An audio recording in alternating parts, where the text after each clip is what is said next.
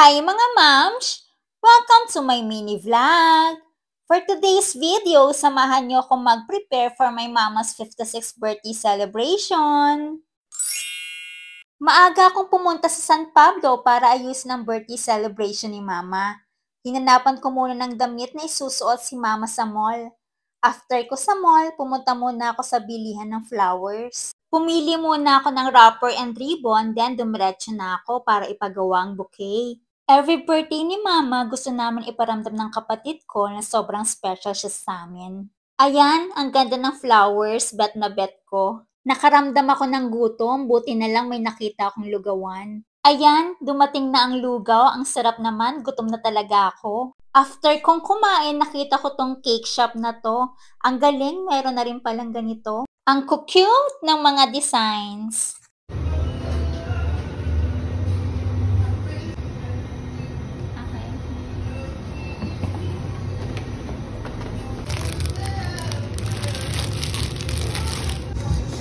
Ang cute ng cake and flowers, no? Bet na bet ko. Pagkatapos kong umorder, pumunta muna ako sa restaurant para ihabiling ko yung mga yan.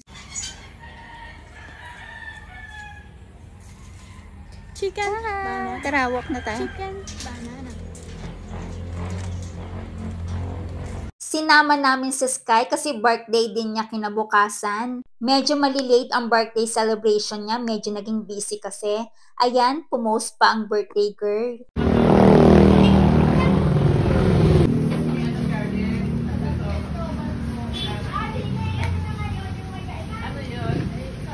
Wow, may decorate ko. Happy birthday, mother! Gab! Gab! Happy birthday po, mama! Thank you. Thank you.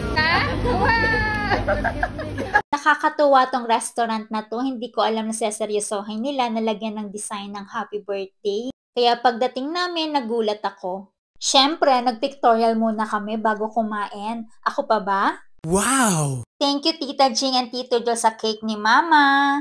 Thank you rin Ate Connie sa isa pang cake.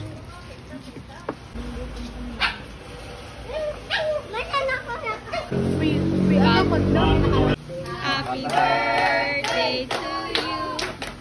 Happy birthday to you. Birthday, happy birthday. Happy birthday to you. Happy birthday, Mama. Happy birthday Mama, we love you. Ayan, may isa ding enjoy na enjoy sa chicken. Minsan, kapag birthday nila, talagang pinapakain ko sila ng may lasa. Wala ka naka-crispy pata to yung birthday. Alata, wala kang hilig. Wala nga. Birthday to you. Happy birthday to you. Happy birthday, happy birthday, happy birthday to you. Happy birthday, Mama. Happy birthday, Mama. Happy birthday, Mama. Ang sasarap na mga pagkain dito, approachable pati at napakabait na mga may-ari and staff. Kaya sobrang satisfied kami. Meron din silang private resort and jacuzzi. Kaya kung gusto nyo, pabook na kayo. Ayan, may nakita pang puppy si Sky. Sayang, sana kanina pa namin siya nakita para nag-play sila ni Sky. Ay siya, hanggang dito na lang ang vlog ko. Thank you for watching. Bye!